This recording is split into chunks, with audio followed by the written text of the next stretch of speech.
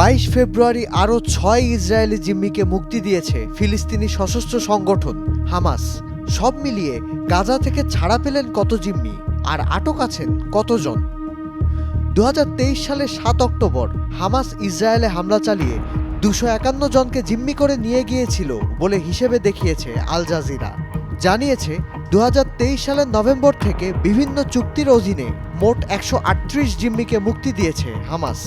20 ফেব্রুয়ারি Hamas 4 জিম্মির মরদেহ ইসরায়েলের কাছে হস্তান্তর করে। এর আগে গাজা অভিযানে 8 জিম্মিকে জীবিত এবং 40 জিম্মির মরদেহ উদ্ধার করা হয়। হামাসের দাবি, গাজায় নিহত বেশিরভাগ জিম্মি ইসরায়েলেরই হামলায় প্রাণ হারিয়েছেন। ভুলবশত এমন কিছু ঘটনা ঘটেছে বলে স্বীকার করেছে ইসরায়েলি বাহিনীও। হিসেব অনুযায়ী গাজায় আরও 61 জন জিম্মি থাকার কথা। আল জাজিরা বলছে এদের মধ্যে 5 জন ইসরায়েলের নাগরিক নন। এই 61 জিম্মির মধ্যে 31 জনকে মৃত ঘোষণা করেছে ইসরায়েল।